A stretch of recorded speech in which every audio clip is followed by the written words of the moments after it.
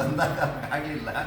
ಈಗ ಅವರು ಎಲ್ಲೋ ಹೋಗಬೇಕಾಗಿರೋ ಸಹಿತ ಅದೂ ಸಹಿತ ಕ್ಯಾನ್ಸಲ್ ಆಗಿ ಇಲ್ಲೇ ಇದ್ದು ಆ ಒಂದು ಕಾರ್ಯಕ್ರಮ ಇರ್ತಕ್ಕಂಥದ್ದು ನಡೀಲಿಕ್ಕೆ ಬೇಕಾದಷ್ಟು ಅನುಕೂಲವನ್ನು ಮಾಡಿಕೊಟ್ಟಿದ್ದಾರೆ.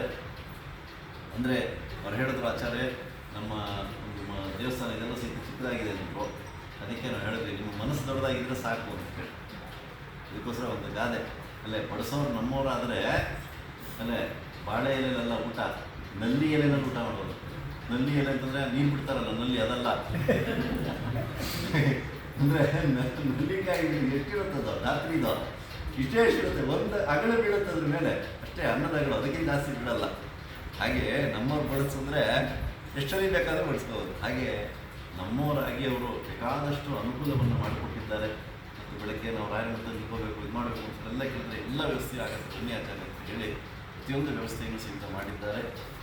ಇಂತಹ ಒಂದು ಅನುಕೂಲವನ್ನು ಮಾಡಿಕೊಟ್ಟಿರ್ತಕ್ಕಂತಹ ಈ ಒಂದು ಮನೆತನದವರನ್ನು ಸಹಿತ ಆ ಭಗವಂತ ಆಯುರಾರೋಗ್ಯ ಐಶ್ವರ್ಯಾದಿಗಳನ್ನು ಕೊಟ್ಟು ಅನುಗ್ರಹವನ್ನು ಮಾಡಲಿ.